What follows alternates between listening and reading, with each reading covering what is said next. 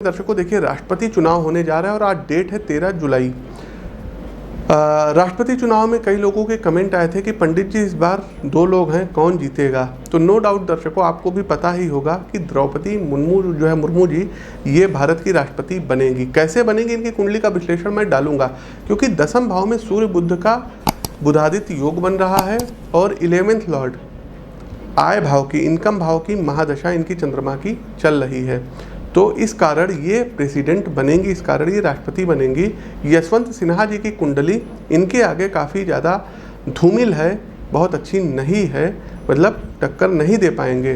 तो बहुत ही बड़े मार्जिन से द्रौपदी मुर्मू जी जीतेंगी। इनको अभी से हम बोल रहे हैं एस्ट्रो विद आशीष परिवार की तरफ से राष्ट्रपति बनने की ढेर सारी शुभकामनाएं। ओम ग्रहाणामादिरादित्यो लोकरक्षण कारकः विषम स्थान संभूताम पीड़ाम हर्तुम तम रविम।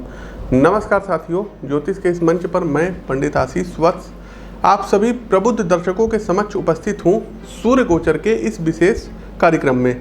प्रिय दर्शकों, 16 जुलाई 2022 और सूर्यदेव अब मिथुन राशि से निकल करके कर्क राशि में प्रवेश करने जा रहे हैं और रात 10:50 पर भुवन भास्कर सूर्यदेव कर्क राशि में प्रवेश कर जाएंगे और ये यहाँ पर ऐसी स्थिति में 17 अगस्त तक रहेंगे। अब आप सोचिए कि मनुष्य की प्राण शक्ति, इच्छा शक्ति एवं सांसारिक विषयों में उसकी सफलता पर सूर्य का एक छत्र नियंत्रण रहता है। इसके साथ ही ग्रह कुलाधिपति शासन, प्रशासन एवं व्यावसायिक गतिविधियों को भी नियंत्रित करते हैं। सूर्य का ये गोचर प्रतियोगी परीक्षा देने वाले छात्रों, व्यवसाय से संबंधित जातकों एवं सरकारी तथा बड़ी प्राइवेट कंपनी में कार्यरत व्यक्तियों के जीवन पर गहरा प्रभाव डालेगा। खासकर 7 राशियों को इस अवधि में सफलता एवं जीवन में उन्नति करने के बड़े अवसर प्राप्त होंगे। तो आइए क्रमवार जानते हैं कि क्या कुछ रहेगा मेष से लेकर के मीन राशि के जातकों के लिए सूर्य गोचर का ये परिणाम। लेकिन आगे बढ़ने से पहले आप लोगों को ज्ञानार्जन के लिए बता दें कि प्रस्तुत गोचर आपकी चंद्र राशि व आपकी नाम राशि दोनों पर संयुक्त रूप से आधारित है। हमारे कुछ मित्रों की शिकायत रहती है कि पंडित जी आप जो गोचर बताते हो हमारे ऊपर लागू नहीं होता है। तो एक बार आप अपना अच्छे से चंद्र राशि पता कर लीजिए। साथ ही साथ दर्शकों देखिए, ये गोचर जो बनाया गया है ये सभी के लिए है। आपके वास्तविक जीवन में क्या हो रहा है, आपकी जन्म कुंडली क्या कहती है, आपकी किन ग्रहों की महादशा, अंतरदशा, प्रत्यंतर दशा चल रही है। साथ ही साथ आपकी जो वर्ग कुंडलियाँ होती हैं, जैसे कि कैरियर देखना होता है तो दशांश कुंडली होती है, फिर आपके मैरिज लाइफ के लिए नवांश कुंडली देखी जाती है, D7 जो चार्ट होता है संतान के लिए देखा जाता है। तो वर्ग कुंडलियाँ क्या कहती हैं, ये सब भी बहुत मायने रखता है। तो दर्शकों, किसी भी निष्कर्ष पर मत पहुंचिएगा। आप व्यक्तिगत तौर पर अपनी कुंडली का विश्लेषण हमसे करवा सकते हैं स्क्रीन के दिए गए नंबरों पे। दूसरा दर्शकों, एक चीज़ और बताना चाहेंगे कि इस बार दिनांक 20, 21 और 22 जुलाई को हमारा दिल्ली आगमन हो रहा है। तो जो भी दर्शक दिल्ली से हैं, आप लोग हमसे वहाँ मिल करके अपनी कुंडली का विश्लेषण करवा सकते हैं। शेष सभी दिन लखनऊ में रहते हैं, यहाँ आप हमसे मिल सकते हैं। दूसरा दर्शकों, अगस्त में भी 24, 25 और 26 अगस्त में दिल्ली आगमन होगा, तो हर महीने दिल्ली आते हैं, आप वहाँ मिल सकते हैं। सोशल मीडिया के दूसरे प्लेटफॉर्म पर आप हमको फॉलो कर सकते हैं, लिंक डिस्क्रिप्शन बॉक्स में दिया गया है। सभी जगह एस्ट्रो विद आशीष नाम से ही हमारा है आईडी, इंस्टाग्राम हो, फेसबुक हो या आपका क्या कहते हैं कू ऐप हो, बस ट्विटर पर PT आशीष वत्स के नाम से है, तो वहाँ पर आप पंडित आशीष वत्स के नाम से हमको फॉलो कर सकते हैं। एक बात और बताना चाहेंगे दर्शकों, सूर्य गोचर पर आगे बढ़े उससे पहले पूर्व में जो हमने प्रिडिक्शन की थी कि बादल फटेंगे, तो अमरनाथ यात्रा में देखिए दर्शकों बादल फटा, नॉर्थ ईस्ट में बादल फटा। दूसरा दर्शकों, हमने ये कहा था कि इस बार बाढ़ का जो है कुछ ज़्यादा ही प्रकोप रहेगा। असम में बाढ़ की स्थिति क्या है, इससे इनकार नहीं किया जा सकता है।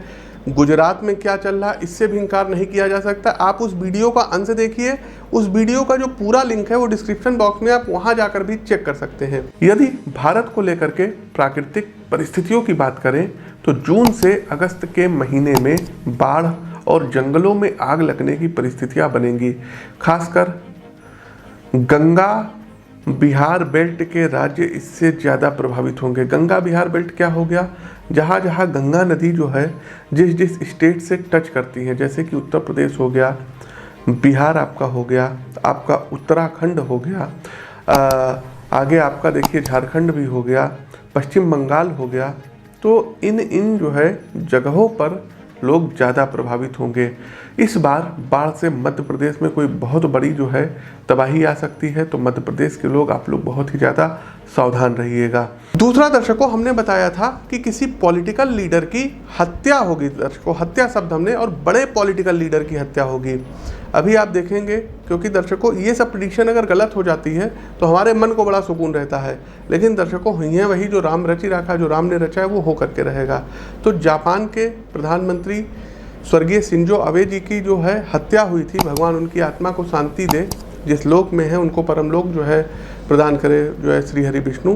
तो इसकी भी प्रेडिक्शन हमने की थी, आप ये वीडियो देख सकते हैं। यदि हम बात करें, पॉलिटिकल बात चल ही रही है, तो किसी बहुत बड़े पॉलिटिकल लीडर की मृत्यु या हत्या संभव है, या किसी गंभीर बीमारी के कारण, दुर्घटना के कारण मृत्यु हो सकती है।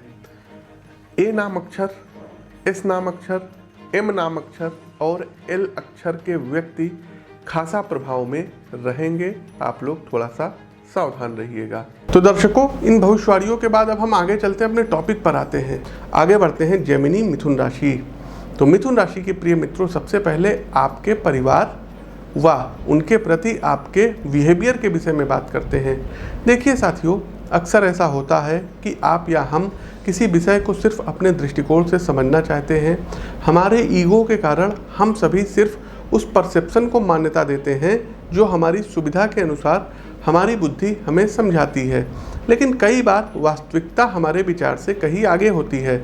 इस अवधि में आपके परिवार में कई ऐसे मुद्दे उठेंगे जहां आपको बेहद धैर्य और सजगता से दूसरे को सुनना और समझना होगा। यदि आप सिर्फ खुद को आगे रखकर विषयों को समझेंगे तो बहस विवाद व कलह की स्थिति बनेगी, जिसके कारण आप मानसिक संताप व ऊर्जा की कमी महसूस करेंगे।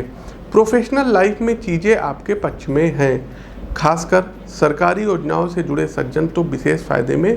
प्रमोशन, बोनस और उच्च अधिकारियों के साथ मधुर संबंध आपको काफ़ी बेनिफिट दिलाएंगे। खान पान की आदतें मेंटेन करके रखिए, वातावरण गर्म है।